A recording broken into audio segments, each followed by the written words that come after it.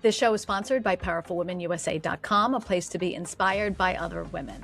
Hey everybody, I'm Jill Conway and this is Secrets of Powerful Women, a show dedicated to celebrating and supporting strong and successful women and sharing their stories. I'm hoping you will be inspired to pursue your own dreams, reclaim your voice, and discover your strengths. So my guest today is Donna Stefans. Donna is an attorney who specializes in estate planning and elder law. She is founder of Stefans Group on Long Island and president of Summit Tax Advisors, Inc. So Donna, thank you for being here and welcome to the show. Thank you for having me. Donna, I find your story so interesting because you do so many different things for women, for people, and it goes across so many different avenues. So tell everyone what you do exactly. So the Stefans Group is really handling all parts of your financial life. And we can start in any one of the three pillars, being wealth management and empowering you with your money, to accounting and tax, which is where all the pitfalls come in. And, nobody's too excited about sending money to the government in taxes. Yeah. And then the third pillar is estate planning and elder law. So making sure that during your lifetime, your assets are protected, care needs are taken care of, and your legacy is in proper order for the people you care about when you're gone. So lifetime planning and then afterlife planning in all the parts of your financial life. Wow, that covers everything. I mean, so it's like one-stop shopping, right? One-stop shopping. Yeah. Yep. So what is the earliest someone can start, developing a plan for their life? Birth. Oh, okay. I mean, obviously when you're born, you can't do it for yourself, but really anybody over 18 should have or be thinking about putting documents in place, starting with power of attorney for financial affairs, healthcare proxy for medical decisions. In fact, it's one of the places that parents don't realize that you may have taken care of a child since birth, and the minute they turn 18, the doctor's office doesn't want to speak to you anymore, needs permission for information, or God forbid, it's something critical. Yeah. It's so frightening when you go, I sent my kids to college and you don't have access to anything anymore unless they allow it. Yes. Well, shoemakers, no shoes story. We always offer our clients a free healthcare proxy for their children going to college. And my daughter didn't turn 18 till after she got to college. Yeah. So I had to wait. And she got there and thank God it was fine, but she had to go to the hospital and they wouldn't speak to me. So it actually happened. So really 18, you're an adult, whether it appears to be or not the case. So you need some backup plans. But really, when we're talking about financial planning, when you start making money, the day you get a job is the day that you should be considering different ways of planning for savings, for, personal spending now, and what's going to happen for the future. So 20s is when people start, hopefully. Yeah. What do you think? I mean, it's such an important topic, and I don't feel like women are really taught at a young age to, look into that and usually really develop those skills, those wealth management skills and the personal finance skills, especially in our culture. I mean, things are changing now, but what do you think? What do you think about, women who maybe were never taught this and are scared to even contact you? So when we look historically, women have been taught to be savers. So we know how to save money. Yeah. Luckily, there are many more people, many more women earning their own salaries and having careers than ever before. Yeah. Even though we're still earning 84 cents on the dollar to a man's dollar. That still exists. But sad. Nevertheless, but what we're finding is they know how to save, but then when it comes to the investment work, which is so important because the investment work is where passively your money is growing and earning and working for itself. So when you're saving your dollar and you're putting it in the bank, it's not going to grow. But when you Right. save your dollar and you put it in the markets, it could double, it could triple, it could do many, many things. But Mm. without the proper knowledge and guidance, you're not going to get there. And then that's when women shy away and they feel less confident about what to do with that Yeah. themselves. So they don't. So we wind up getting in a position where we just don't get our money working for us efficiently. And Mhm. that is why I created Advise Her Financial Ooh. Empowerment. Oh, so tell us about that. What is that? So that is my women's education forum and empowering women with their money, Mm. really creating their relationship with money. We all have a relationship with money. Mm. And it all goes back to when we were children, what we learned from our parents, what we experienced with our first jobs and spending money. We have a relationship. And in any relationship, you have to tend to it. And Mm. in many relationships, we don't want to look at the problems or the things. But once we have a healthy relationship with our money, then we go. Then we're empowered to know what we have Mm. and where we can go with it and how we can save for our dreams. And the things that we want in life, because money is really a tool. Yeah. It to have a goal of hundreds of thousands of dollars in an account, that's nice. But then what are we doing with that? What's our goal? What's our dream? What's our why? We Mm. have to have our why when it comes to money, in order to get anywhere with it. Mm. Just putting it in the bank again is just not going to get you there. It's So so interesting because I often talk to people, and some people have never asked themselves that question, right? They're what's your afraid to why? dream. Yeah. They're afraid to dream and say whatever, like, what does your future look like? And they're like, well, I don't know. Right. Do you face things like that when you're doing like these, or do you do workshops, or do you do one-on-one and when advise her? So Advise Her, yes, has workshops, live events, webinars, and then one-on-one consultations. Wow. So in the one-on-one consultations, we triage your financial life. So we look at all the money, we Hmm. look at how tax efficient it is, Hmm. and then match that up with your estate plan. Because you could have a will or you could have any of the documents and your legal plans over here and your financial plans over here. And if they don't match, they don't work. Right. So if you pass away, they have to come together. So that whole plan needs to come together. So we do that triage planning. In fact, we are pretty much the only firm in the country that does all of that in-house with 3 teams. So you would come and I myself would sit down and look at all the issues and pull a whole plan together for you on all the parts. Wow. What is the biggest obstacle at this point that some of the stories that you've probably heard a million times? What's the biggest obstacle sometimes that women have to overcome to get all their ducks in a row? So it's a matter of taking the time Mm. to shine the light on it. And if I tell somebody, okay, well, the first thing we need to do is a budget. Right. Yeah. No one likes that word. Nobody likes that word. No, reality is you actually have to look at your spending, what Mm. money is coming in, and then what money is flowing out, and how can we tighten that up a bit and then have the extra money to save for your lifetime goals. Mm. So people don't want to look at that. People don't want to look at their credit card statement month after month. We know what we're spending on Mm. social It's true. media, advertising accounts all over Yeah. the place. Before you even get out of bed in the morning or go to sleep at night, buy something. Yeah. Um, It's so easy now. Right. it's too easy, right? Yeah. But if you know that I have $500 a month, that if I find joy buying skincare products on Hmm. Instagram, I have a $500 month budget to do it.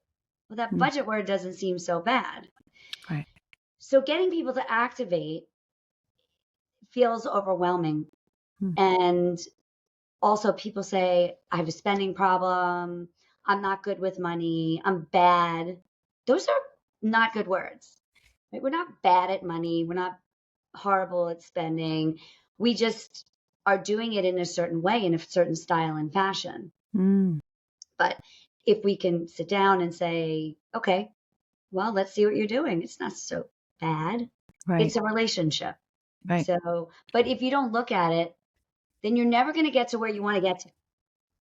Right. Right. It's just like, I want to go on a trip. And what do I need for that trip? Well, I need a suitcase and I need all my Right. different supplies, and make sure I'm prepared for, if it's cold, I have an umbrella. If it's sunny, I have my suntan lotion. So it's the same thing with money.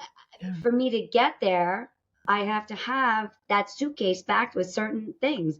My short-term spending, I need 3 to 6 months short-term spending money so that I could easily, if I lose my job, if I get sick, my bills get paid.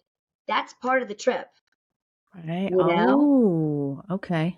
And what if I'm going to Italy and I know that they have pottery that I want to buy and a whole new set of dishes for my whatever, you Mhm. know? I need to know that I have that money for my discretionary spending. Right. Right. And then the long term, well, okay, now that I've been away on a trip for a month and I get home and I still have money in my bank account to support myself when I didn't work and I wasn't making money to pay my bills. Right. So that's Mm. just using some symbolism, but whatever the goal is, Right. you have to have a plan. And if you want to retire, try not to start looking at it at 65 retirement age. Right.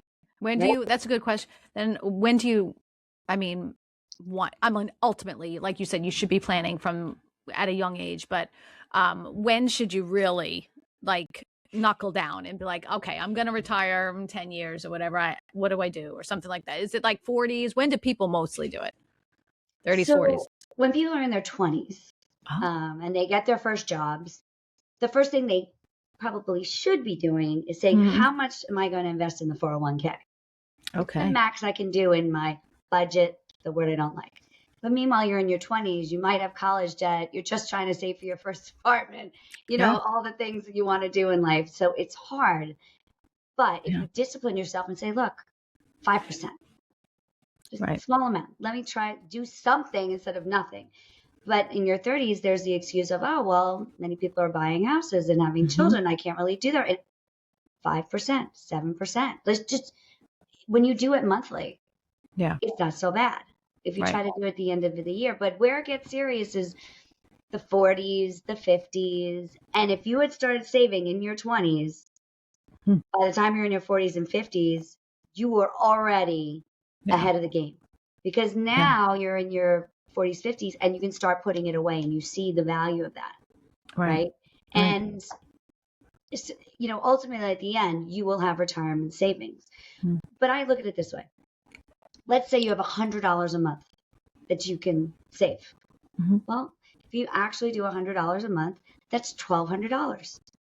And if we put that into something like a mutual fund, that's going to grow. It's not just $1,200. And Right. then next year it's $2,400 plus growth. And in 10 years, you know, we're $12,000 plus. Wow. And, you know, in your 20s, it would be very hard possibly to save $12,000. Sure. But next thing you know, you have it. And the more that you do, we call that systematic monthly investing, or dollar cost averaging, a formal word. That's the way to build. You know, Right. Rome wasn't built in a day, neither is your investment portfolio. Yeah. But when you work at a company and the company gives you incentives to match the money you're putting in, Mm. if they're going to 5% match, then do 5% at least. Right. You're throwing away free money. Right. Otherwise, it's just sitting there, and either you're spending it or it's just sitting in your bank account. Right. Or So, spent. yeah. Yeah. No, I get it. I get it. Listen, I love handbags and shoes, so I totally get it. What do you think? All right. So for the people that are listening, we have a lot of midlife women who say, I've never saved anything. I'm 50. What do you even say to them? Like, they've been, all right, so they're married, their husband has been taking care of things, and then now their relationship's rocky, right? So where do you even start with something like that? Start at the beginning. Start at the beginning. Today is your day. It Yeah. doesn't matter what happened in the past. We are present in this moment, and all we have is now to the future. Mm. Forget about it. Yeah. take that pressure off your shoulders. I should have, and I didn't, and I should have known. Who cares? Because today's the day. And so today we start with, what can we save? What can we put away on a monthly basis? Right. And then we have goals for the future. And, Nice. and women that are in relationships, I think it is important to, even in the best relationships, talk about money. If you're not the person handling the money, both have the relationship with the money, with your portfolio. This is your life. I really hear it too often when women say, oh, yeah, my husband handles that. I don't know. Yeah. So many people. Your husband can handle it, but be part of the conversation. Right. You have to still know what's going on. Yeah. Mm-hmm. Yeah. It's very sad to me when I have clients come in and their husbands all of a sudden become disabled or die, and they have to take care of everything. Yeah. Right? These are even the best marriages. And when you have somebody that the husband really took care of it, and very often they do, and they went to the husband resonated with a financial advisor, which is usually a man, and now Can be dismissive to a woman. Absolutely, and they shame them with money. Well, now you can't have your bags anymore. Sorry, you can't afford it. Oh, wow. You shouldn't spend money that way. Oh, no. Don't worry. I've got this. You don't need to know. Very condescending behavior can happen. Reportedly does happen. Not with everyone, of course, but you need somebody that you can relate to. And you don't want to be caught by surprise in a crisis situation. Yeah. You never want to feel lost. You may not feel ready, but you don't want to feel lost. So that's why when we sit down, we just show you what it means, what it is. The hardest part is making an appointment, really. I mean, once you sit down, you can get even basic investment 101. Right? Understanding the words, understanding what you have and where it could be in 10, 20 years for your future. And that you're not going to be on the street. Right. Oh, everyone says that. It's so interesting because it's almost like I know so many women who are afraid to go to the doctor, right? Because they're not sick, but they're just afraid that they're going to be told something or they're going to find something, right? So I feel like it's the same thing. It's like they keep putting it off because they don't want to hear something, right? Right. It's so interesting. So you deal with, what I'm hearing is you deal with so much of the mindset of money, which is so powerful. Yes. Yeah. Absolutely. Money is extremely emotional. Yeah. So, I mean, there's two parts of the brain, right? The technical side and the creative emotional side. Now, if you want to talk alpha, beta, portfolio management, hedge funds, all this stuff, that's technical. Almost nobody comes to me and wants to talk about that. Right. Unless they are an engineer and an analyst and they did all this themselves because this is what they love. Right. And even those people, they want to know, do they have enough for retirement? Can they raise a family? Can they afford to buy a home? Where can they live their happy life? Can they go on the vacation? Those are emotional, creative decisions. This is about life care planning. Ooh. I've seen you quoted in the newspapers and a lot of really prominent newspapers, and it's often you talk about what one of your specialties, which is elder law, and I've seen it's usually such a sad story, where people go to you for advice because they're getting older and they think they have this money, or I think there was one article, I don't know if you remember it, and it's like they were older and they were getting sick. They were getting like dementia or something. And then they have limited, like the insurance tries to say in often cases, like, no, they're fine. They're fine. But they're not fine. That your parent or whomever is not fine. And then by the time they go to you, it's one heck of a battle. Right. So, we all wake up in the morning and think we're just going to do our usual day and nothing's going to happen. Yeah. Right. Even though we hear on the news all these crazy stories about things happening. But for us, that is our reality, and living in the present is important, of course. But there is that possibility that something will go wrong. And the reality is estate planning, elder law, and elder law is all asset protection planning, protecting for your lifetime care in case you need help. Yeah. And protecting so that if you're gone, the money goes to the right people in the right way. Your spouse is taken care of. Younger children are taken care of. Special needs people are taken care of. I see more often than not these days adult children with depression that aren't working in their 30s, in their 40s, and their parents have to take care of them. Well, what if they pass? Who's going to take care of them? Now you would say, well, they should take care of themselves, but it's an illness like any other illness. And if you just hand them $500,000, this is all they have. Yeah. It's not going to go well. Yeah. It's going to get spent and then they're going to be literally on the street. So when we plan accordingly, but we protect for your lifetime care first. So asset protection planning, trusts, making sure that you will have the money in retirement and to pay for long-term care. Long-term care is expensive. Yeah. And if you, especially when it comes to Alzheimer's and dementia, where the first steps are not critical medical care, they're more tactical care and helping with food prep and activities of daily living. That today, you're looking at, I don't know, 8 to 15,000 a month. Which seems outrageous, right? Well, it's expensive. You don't usually don't need 4 hours of care 2 days a week. You need 7 days a week. So it's expensive. So the reality of the matter is you may not be able to have all your savings to get you to pay for all of that. But there's ways to pay for that. There's insurance we could get.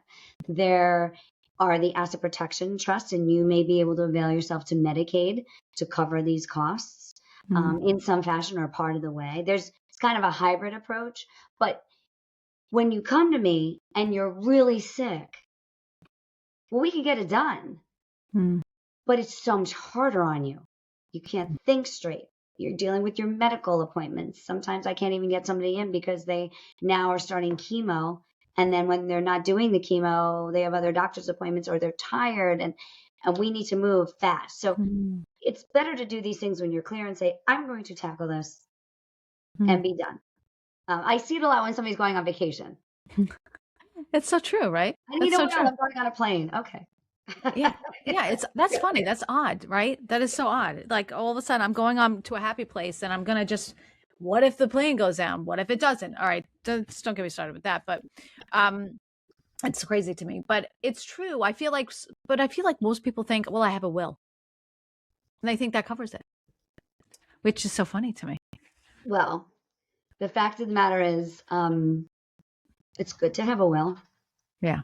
Everybody should have a will. But the last thing you want to do, for more reasons than one, is use that will. A, we don't really want to die. But B, we're all going to die. PSA. It's going to happen. So the only thing we actually know. But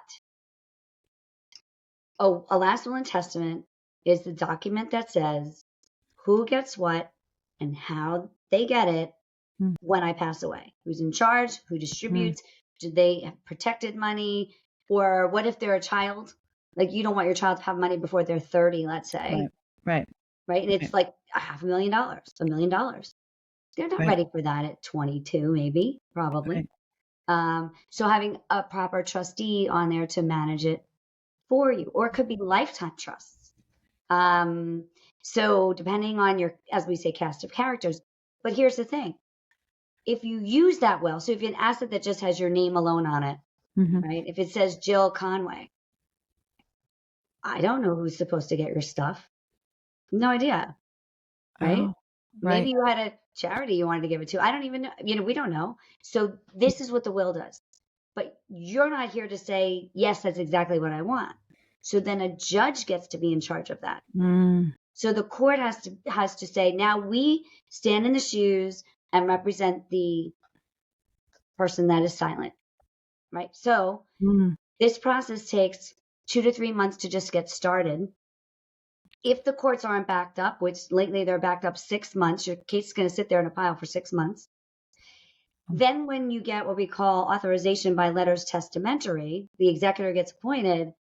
Oh, wait, then nobody can move really, because 9 months have to go by that creditors can come forward Wow. against your estate. Your credit card bills. Oh, if you were on Medicaid, I was able to do that for you. Say I put the house, like, it's just your house left. People think you can get Medicaid with a house. Well, you can.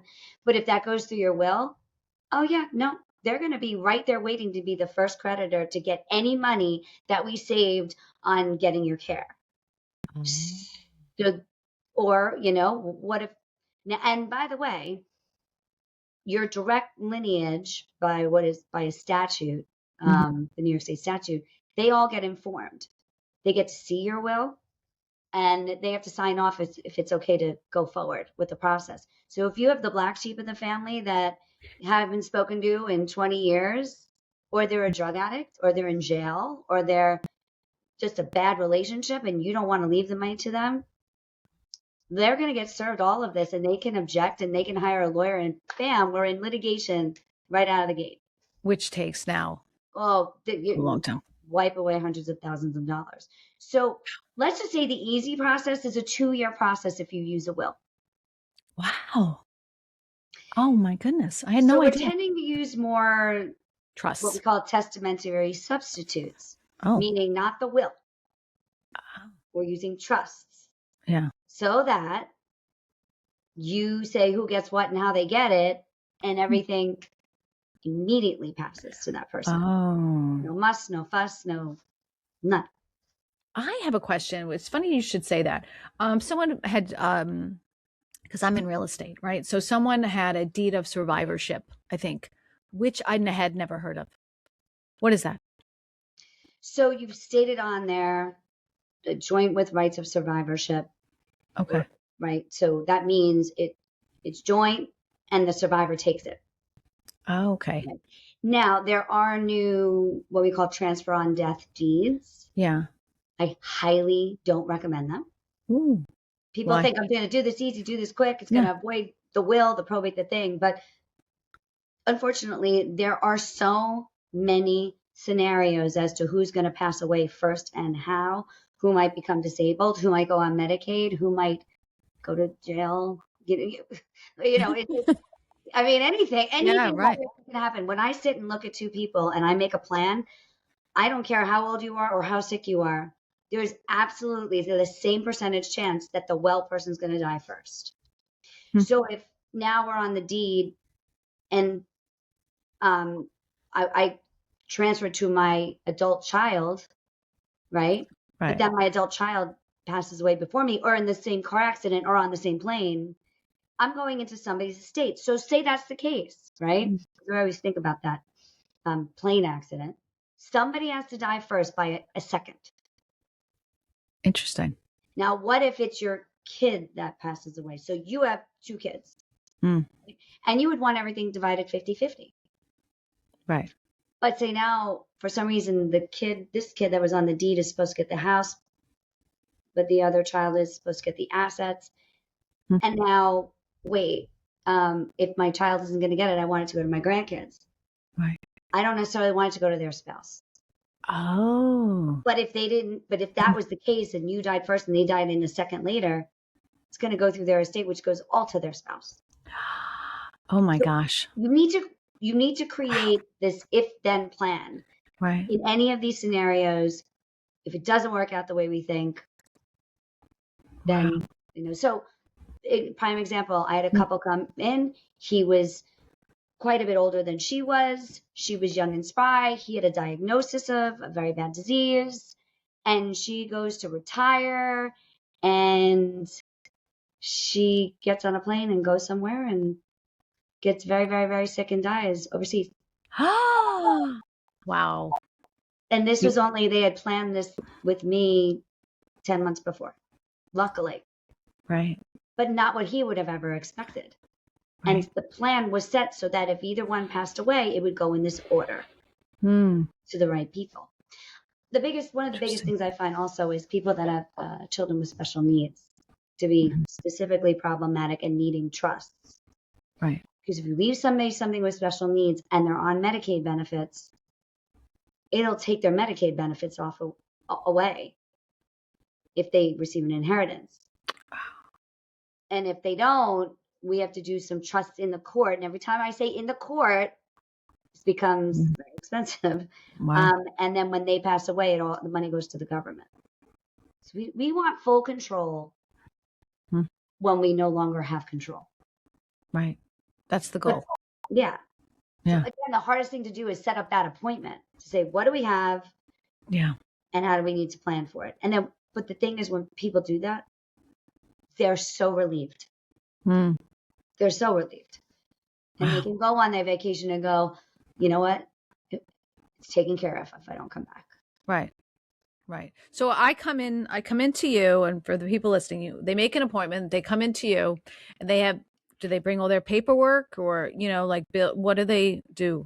Like when they make an appointment with you? You come and you bring your stuff. Just your stuff, your account statements, your deeds, and understanding who your cast of characters are. Yeah. Which your parents, your children, your people who you'd appoint for different things in your life, trusted people. Yeah. And then we take it from there. We paint your picture, and then we create your story, and then we devise your plan and we execute. Right. And then we take your financial plan, it is what it is, and we apply that to the legal plan. And then we say, well, this is your financial plan. Right. Well, where do you want to be with this? What's your goal? What's your retirement dream? Right. Do you want to buy a condo in Florida? Well, this is how we're going to get there. Interesting. One thing I try to do with people is, and this is, I think, helpful, something you do by yourself. If I say you need a savings account, yeah, right. I mean, save 3 to 6 months, fine. It's boring, right? But if I say, I want my Bahamas account, I have my Bahamas account. Right. I have my beach house account. Right. And that is a goal. Right. It's just the terminology. It's right. How you frame it. It's going to the beach house. That $500 is going to the beach house. I don't know. What's a good word? What's a word you like, Jill? Oh, I like beach house. I like maybe shoe fund or something, shoe and bag fund, right? Perfect. Right. Yeah. That's interesting though. Right. It's how you frame it. It's what you call it. Right. By the way, now that you've created the shoe and bag fund, you are mindfully putting money in there. Right. When you go to buy shoes and bags, you're going to be much more discerning about which shoes and bags you're buying, because you spent the time and effort working hard on saving for that shoe fund. Right. It's going to be the top quality for the best part of your life, the thing that makes you happy. It becomes less frivolous. Right. Right. Because you know exactly what you want what you're looking for. Right. It took me a lot to learn this. I just don't want plain old black bag. Right. I'm saving for the leopard bag. Right. Yeah, that's right. That's right. Oh, I love this. Oh my gosh. All right. So let's take a break here, Donnie. So much information. You're making it so clear for people. So I absolutely love this.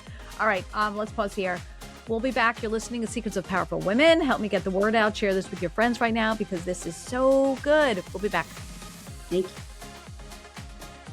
Hi, everybody. I'm Jill Conway. If you love what you're listening to, please like and subscribe to my channel on whatever podcast platform you listen to, and on YouTube, so I can keep bringing you these amazing women and sharing their stories. Thank you so much for listening. I hope you love it as much as I do. Okay, welcome back. You're listening to Secrets of Powerful Women. Donna Stefans is with me. And Donna, I want to talk about something that you were just talking about, because I spoke to you in the break. If you could describe to us and lay it out for us, the difference between a will and a trust. Okay. So they are both legal documents. They both say who gets what when you're gone, and how they get it. And they both appoint the person in charge of getting it to you. The difference is that a trust is something you create today that operates during your lifetime. Could be revocable or irrevocable. You could be the trustee, or in the irrevocable ones, it's a separate trustee. And we have different reasons for them. Okay. But we put the person in charge, and then we put assets in there now that live in there. Okay, you picture it like a box, right? And then you put stuff in there, and if it's revocable, you can have things in and out of the box or just use the box. And the irrevocable ones have asset protection around them. That box is like concrete. Oh. But whatever it is, when you pass away, immediately things pass to the beneficiaries in many different ways. We could have sub-trusts if somebody has special needs, or they're a minor, or disability trusts, or a lifetime spending trust, depending, but it goes to them. There's no court intervention. The trustees are in charge of getting the assets to the people the way you say when you're gone. Wow. Simple. So they are tactically more difficult to create. They're going to be more expensive because they are more intricate. And you also have to do the financial planning under that to get the assets into the trust, or even beneficiary the trust. You could have a bank account in your name, but I say my trust is a beneficiary. So then it goes to the people really fast in the way I need it to go, with all that yummy language in there that we're trying to help people. Or those if then scenarios, if somebody predeceases me, then it goes to my grandchildren, or, whichever way. But it's got that juicy language in there to set it up for success. The point is, time and expense happens on the front end.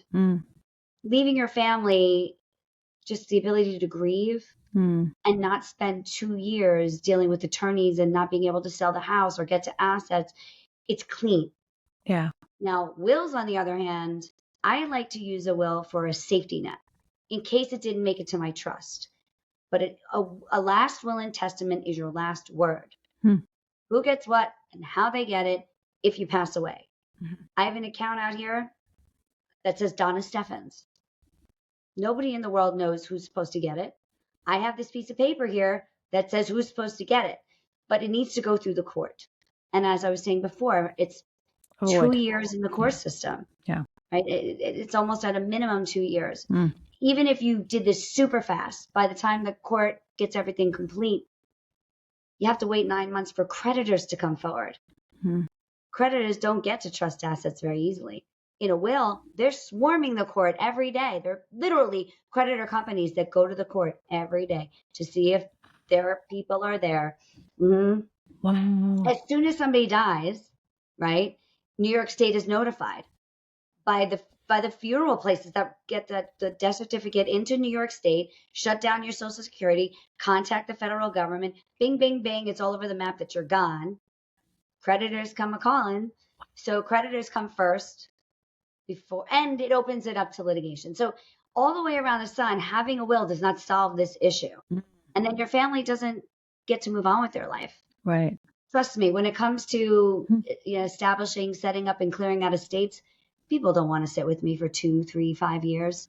Yeah. They want to move up. Yeah. So we put it together, we clean it up, and then it goes to the people as quickly as possible. That is why we use many more trusts today than just having a will. Yeah. So, okay. So the will is, if I'm clarifying, the will is once you die, here's how your money, once it has to go to the court, and then here's how it all will be dispersed, and hope that no one's fighting it. Right. And then the trust is almost instantaneous at that you're dead, and then the right people get the money. And the will takes 2 years, and the will is going to cost you more than any trust probably ever could have cost you. Wow. So you do it knowing that your family's covered. Wow. Done. So take really the most important thing isn't really the will. It's the trust. Right. Oh, I never knew that. That is news to me.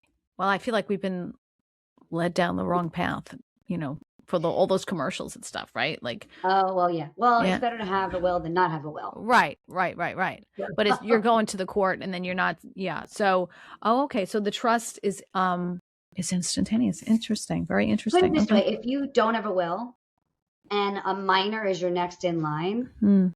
to receive your assets. By the way, everybody has a will. Every Right. single person has a will. You may not have written it. New York State could have written it for you. Oh, meaning what? You put it in writing. So it could say, when I pass away, 50% of my assets go to my spouse and 50% go to my children. That's so now the standard New York State one? Mhm. Oh, okay, okay. So let's see. You have been depending on each other for support your whole lives. Mm. You had 2 Social Securities, maybe 2 pensions. Mm. Now you're down 1 Social Security, maybe even down a pension. You got 1 source of income less, and now you've lost half the assets Wow. because you didn't do anything. Oh my God. Mm-hmm. Wow. Well, you don't even know about the shape the kids are in. Right. Like, Right. You know, Right. is it a good relationship? Are they going to give the money back to you? Or I don't know. So that's why in a trust, and I always go back to my real estate. So if a family, whoever, you're the trustee, right? You're not the trustee, you're the executor. Is that the executor of the trust or something? What is the Trustee. Yeah, the trustee. So you're in charge. The loved one dies, and now you have to sell the house. And then when that house is sold, it goes into the trust to be dispersed, right? Right. Okay. Okay. And all the Otherwise, bills get paid, everything gets taken care of properly yeah. before the beneficiaries receive their assets. Now, I mean, so that could take some time. That's not like instantaneous, but you can move instantaneously to sell the house, do the cleanup, do all the things. With a will, you can't go into contract on a real estate matter until you have letters of authorization from the court to do it. What And if someone is still living in the house, like children of the person or something? You have to get something for that, right? No, I mean, well, I mean, you might have to evict them if they, if they don't leave. I don't know. That's a case by case scenario, depending on what. But let's say you didn't do it well, and you don't have a trust, Yeah. and you have minor children. Yeah. Then the court gets to pick a financial guardian and a regular guardian of the person, guardian of the property of your children. And it may not be your family. Right. It could be a court appointed guardian, money. It's just money flying out the door. Well, no, I mean, if parent dies and there's still an adult child living in that house, right? Oh yeah, no, that's separate. I was just saying if there were minors. Yeah. If you have an adult child living in the house, well, let's say you do. Yeah. And let's say the house needs to be sold and they don't feel like leaving. Yeah. And you didn't put it in writing to say the house gets sold within a year of my passing. Yeah. Wow. Then getting them out is very difficult. But do they own the house then? Does the house become theirs? Well, they could own, if it's a trust, yes, it does vest in the next people. So yeah, they could own it 50% with the other person and then knock it out. Wow. I mean, but it doesn't vest in anybody unless it has it in the trust or it goes through the will. Wow. So, oh my gosh. Yeah. So you have to put it in writing. You have to put your wishes in writing. Wow. That's the end of the story. That sums this all up. Yeah. All right. So, Donna, your story, which I find so fascinating as well. I mean, obviously, you know everything about the subject matter and far greater. You know a lot about the different types of law and the elder care and tax advisors and all that. But I read about you that this wasn't your intention to grow up and be a lawyer. So what did you want to be when you were younger? No. So funny. I was supposed to be a singer, dancer, actress. Wow. That's where we began this story. And my mom, being my biggest fan supporter, she had me going that direction because I was good at it and I enjoyed it. It just seemed to be a good thing. But then I'm 16 years old and people are saying, so what are you going to be when you grow up? And I'm like, I don't know. Let's look in this world that I'm living in that I enjoy. Yeah. And everybody was on food stamps. Not everybody was becoming a star. And I was like, this is not what I want. Right. This is not my why. No. This is not why I'm going to work so hard to make a living so I can I don't know. Yeah. No, it just didn't make sense. But I had a great mentor, my mother, Marilyn. She being very mathematical, very scientific, and very much an entrepreneur, she had created this accounting practice and then built in wealth management and financial planning. And it's the same time I'm making critical decisions. So I decided to follow in her footsteps all on my own. There was no like family pressure, the family business. It just was like, well, this makes sense. Right. And I can do this and go back to singing, dancing, acting as a hobby later down the line. Have So you? I did. I'm going to cut you off there. Have you done it? I have actually. Good for yeah. you. Yes, I have been known to sing with a few different bands at times. Oh. I great at a party or karaoke. Wow, that's awesome. And but also there's a mini series that I've been in the midst of filming. It's taking a bit of time, but this it kind of brought my acting back and stuff, so that's fun. Yeah, so it's fun. It's great to have the things that I find joy in. Yeah. Right, but the reality of career wise, needed to do something that I resonated with, that I could aspire to my dreams and goals. Yeah. Still enjoy. I'm working with my mother, it being an amazing experience, but I go to get my finance degree and I get called into the School of Finance. And this guy says to me, you really don't belong here. You need to be in the School of Communications. You're very good at this. And and I'm like, oh my I mean, I know I've been doing this my whole life, but I want the finance degree. They're like, well, you could do it, but it's mostly men and it's not going to make you happy. You'll be the only woman there. So, wow. And anyway, I called my mom. I'm like, Mom, what do I do? She's like, go to the School of Communications, see what they say. Luckily, the head of the School of Communications said, you can take any class you want in my department. He goes, get your back there and tell this guy to go scratch and go build your dreams. Don't let anybody tell you you can't do what you want to do. You go for it. And so anyway, I did. I got the finance degrees, the broker's licenses. I did Wall Street for a few years to build into the business that I would be joining, get some roots, perspective. And my mom called me one day as I'm having a lot of fun on Wall Street. And she said, Donna, I have a problem. And I'm like, oh, what's your problem? She said, I want an in-house attorney. I want an estate planning attorney. I can do it all, but I'm not licensed.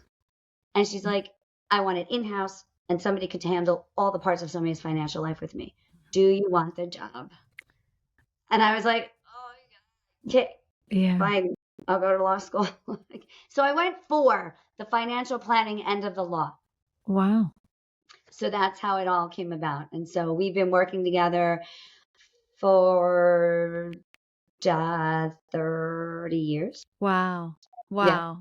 Yeah. It's so funny. My mom's name is Marilyn too. So that's funny. Yeah, great. But I mean, all right. So that's a whole nother aspect of things. I love your story, by the way. I think it's great. And I love that you're still doing it. But the pros and cons now of working with mom. The biggest pro is that I can totally trust my partner. Yeah. Many, many, many people go into business together and it doesn't work out. Yeah.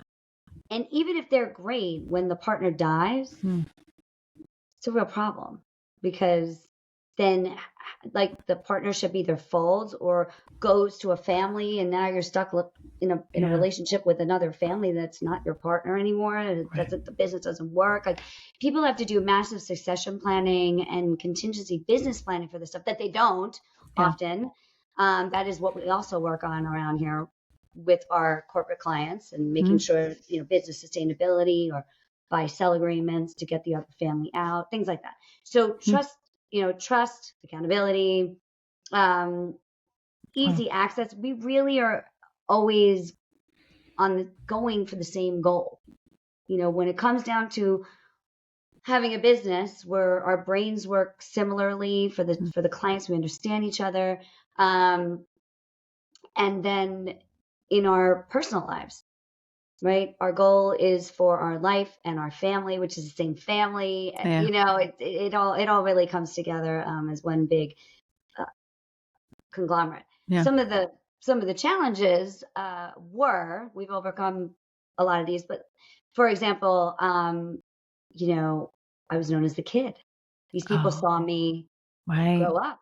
I was literally at 8 years old taking appointments, writing tax return headers. And Mm. when I was 18, I was doing tax returns. These people literally saw me Yeah. over many, many ages. So now I come in the business and it doesn't seem Mm. very Yeah. like you're a kid. What do you know? Right. Right. So Hmm. that's the reality of that. Yeah. So, and then, there's the mother-daughter dynamic. Sure.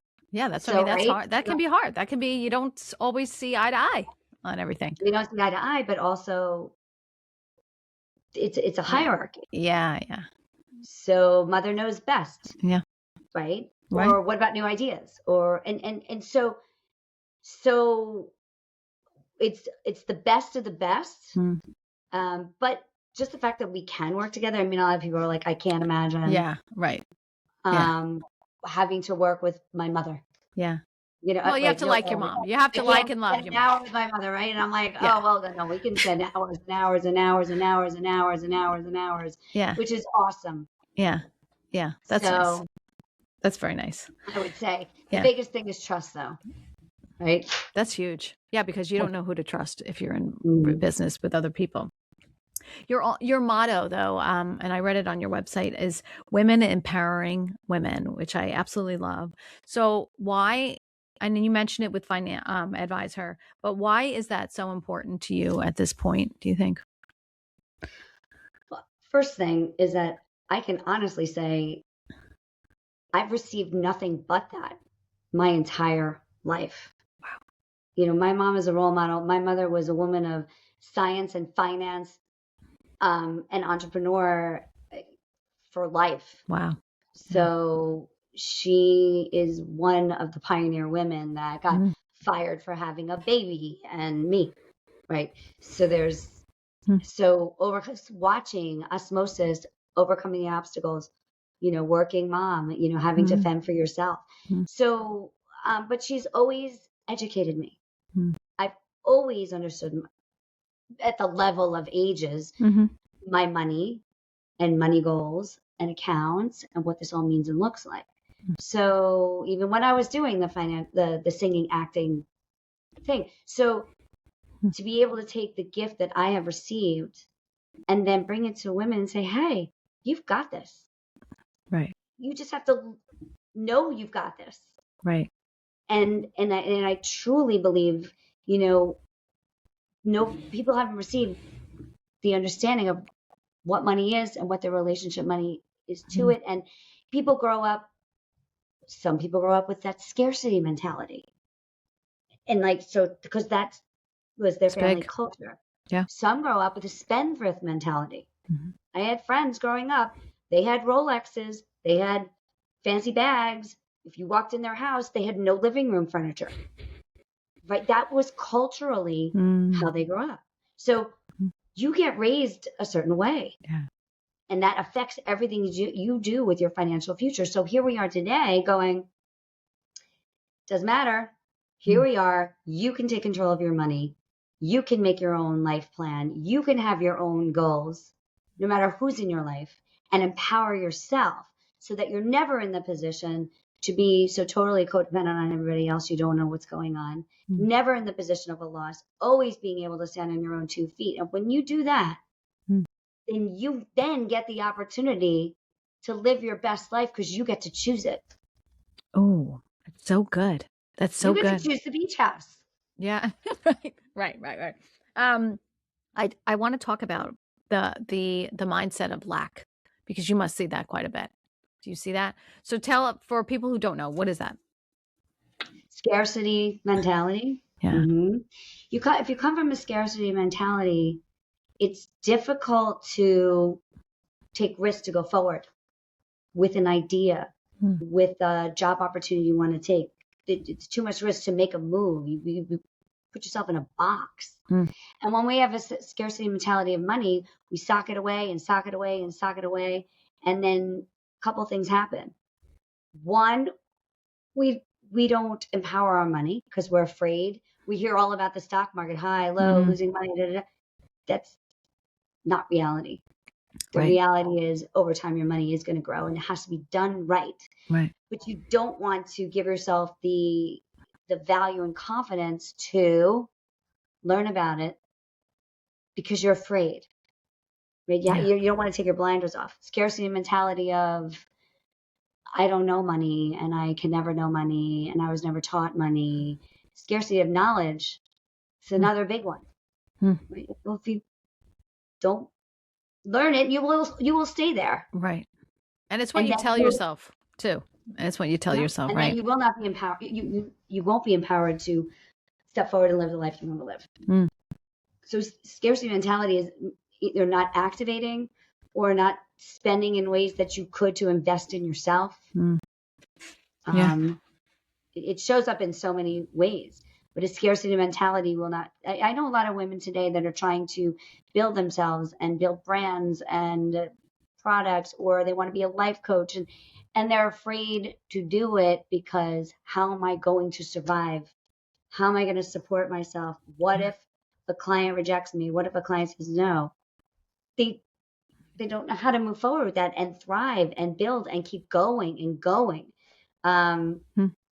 So you're like a therapist too, Donna. yeah, kind of. You It got the is full thing. really, yeah. Yeah. Mhm. Yeah. Yeah. Financial therapy. Yeah. Yes. Yeah, definitely. It So is life. go ahead. What? It really is life coach work. Yeah. Um, and I do that with those consultations. We start, like it's the beginning of the relationship, not the end of just because I took major plan or did your will and trust. Mm-hmm. We don't need to do Mm. that. That's the start. Now, as life goes forward in the future, we stay in touch with each other. I want to do this. Can I do this? Well, what can I do to get to this? It's all happening Mm. on a lifetime track. Yeah. Oh, it's so good. So good. So you've been working a long time and you've built an amazing brand as well. So how Thank you. hard was that to build that for you? So the Stefans Group brand, right? That happened over many years. I mean, bill accounting, then we added on wealth management, then we added on law. Many years of trial and error of how do we even get that message across. Mm. So it's been difficult building the entire brand. Mm-hmm. And then where Advisor has come in is that is something that I pioneered. I took the risk on. I did not have to do it. Mm-hmm. The business is what it is. It's built, but this part of the brand is my why. Mm-hmm. I don't want to see my friends and colleagues not be able to get out of a bad marriage because they don't know anything about the finances, not be able to stand on their own 2 feet if they became widowed, Mm. not being able to say, hey, I want a job on my own money and I want independence. Yeah.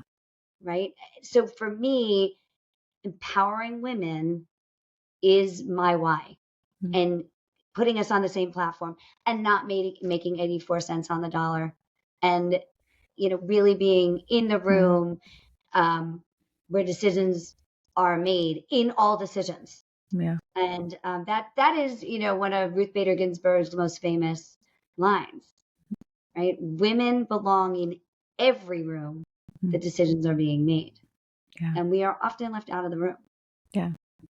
So trying to put us in the room and live the strongest and best lives that we can. Yeah. Yeah. But I mean, there's still, which is so surprising to me, there's still so many challenges with that though. I mean, we really have to bang on doors and fight for it, Yeah. And culturally, we're the sandwich generation. Yeah. Meaning what? Meaning, I mean, I've even have it in some old employees. They wind up having a sick family member. They're married. The female is the one that has to quit their job to go take care of the elderly parent, or not showing up for work, or daycare is not working, or it's the nurturing aspect of women inclines within our culture for them to step back to take this important job of taking care of the family, and the man is going to go make the money. So true. It's notorious. And there's nothing wrong with it, except for the fact that once you do that, you still need to stay empowered with your money and your savings. And okay, I stopped working, but you know what?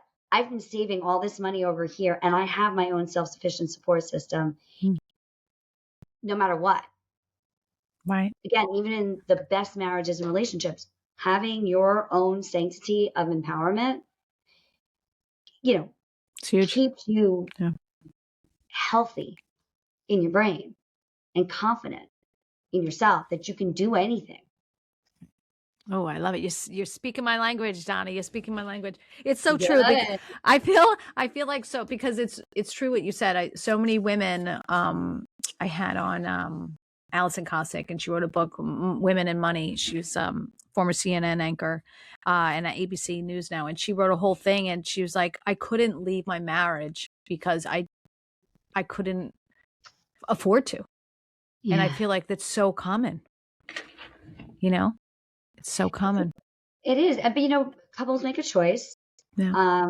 When they get married, everybody picks their roles. Yeah. If you pick your role that you're going to get married and not work and raise the family, imagine you did that choice and then you still said, honey, I'm not making any money, but I'm doing sweat equity here and I want my basket of money here. Right? You're doing the 401k and you're doing all this stuff at work and I'm not growing. So I'm willing to do this because this is my choice. I'm not judging anybody's choices to work or not work at all. But don't get left so totally codependent and not growing yourself. So that's just like an idea and a tip. And imagine, okay, now the investment is in both of you. That's so good.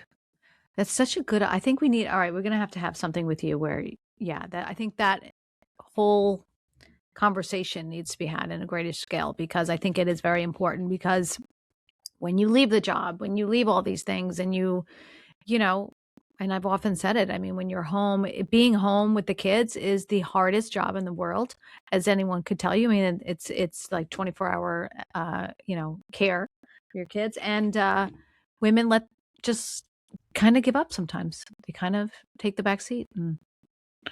Right. Yeah. And then, if they're out of the workforce, they're not necessarily even hearing about the markets, the economy, they're looking at other things. So whether you're working, whether you're not working, whether you're caring for a child or an elderly person, women are taking on the majority of the caregiving. Yeah. And that's why we have to keep investing in ourselves. Truly. It's so true. I mean, don't get me started. It's so funny. I posted something today. It just makes me irate. It really does. When women, the standards for women are out of control right now. They're out of control. We're expected to do everything for everyone. And still, as I mentioned in my post, 150% at home, at work, as a friend, as a daughter, as a mother, as a sister. And you're like, how? It's unrealistic. It's unrealistic. So, all right. So advice for women, Donna. Advice for women. Yeah. Is basically that you need to empower yourself with your money, because money is your tool for your ability to have your choices, to do what you want to do, to live your dreams in every aspect of your life. So when you have your own empowerment of your money, when you create your relationship with money, when you open the doors and you shine a light on what your possibilities are, you will have possibilities. And until we do that, until we sit down and do that, it's floating around and you're not necessarily on the path to your dreams. So let's just get on the path to your dreams. I love that. So what's the next step for you, personally, professionally? Like where do you see yourself? So dancing? Advice for Financial really is doing a lot right now with the relationship with money. Yeah. And meditating into your relationship with the money, putting the whole situation at ease, and then activating. And so that's where it can go from group to personal, but those consultations, those one-on-ones, those are when you're really digging in deep. Yeah. And it's easy. It's seriously, it's so easy once you just get here. So for me, Advise Her is the project and the goal for the long-term future to help women with their financial lives, period, and discussion. Yeah. Yeah. What about? And by the way, there's a place for men in this too. Yeah. It's not, it's not all about women. For what I said before about if the man has the role of me with the financial advisor, the woman should be in the room. And for a woman, once she's like figured out her financial story, that relationship, if you have that money conversation, that can be an incredibly powerful, loving, sexy relationship together. I mean, there's so much growth that could happen between a couple when money is not the problem. I have to laugh at sexy. I mean, what? I mean, but that's funny. No, I agree with you. And this is, I do not bash men whatsoever. I think, I think in many ways they have it easier, in many ways they have it harder, so I think it's a very interesting conversation across all avenues. And it's not easy when a woman's, chooses to stay home and then they become the breadwinner too. So our breadwinners, those are the unsung heroes, really. Yeah. And I mean, look, I'm talking traditional roles. And the choice that I see made over and over again is the man handles the finances, the woman handles all the other things. But when it comes to our people that are breadwinners now, we are working fast and furiously. The thing that we don't have is time. Yeah. So taking the time to do this, investing in yourself and the time to do this, we also set up those timetables too. Yeah. We start out with an hour a week, maybe a half hour a week. Maybe, well, an hour a week, there's 52 weeks. At 52 hours on looking at your money, it's a lot of hours. Yeah. So once you've done that, you don't need 52 hours anymore. You need once a month. That's true. That's very true. When you break it down like that, that's true, right? That's very true. So but personally though, I mean, what are your goals? Are you going to sing and dance? Are we going to see you do more? I don't know how much singing and dancing, it just pops up. When it pops up, I'm always open for the opportunity. Yeah. Personally, yes. Why not? Why not? I love that. I love that. That's the point of it all. But my favorite thing to do is really connect with people. So whether we're doing it this way or on stage. I think so. How can people contact you, Donna?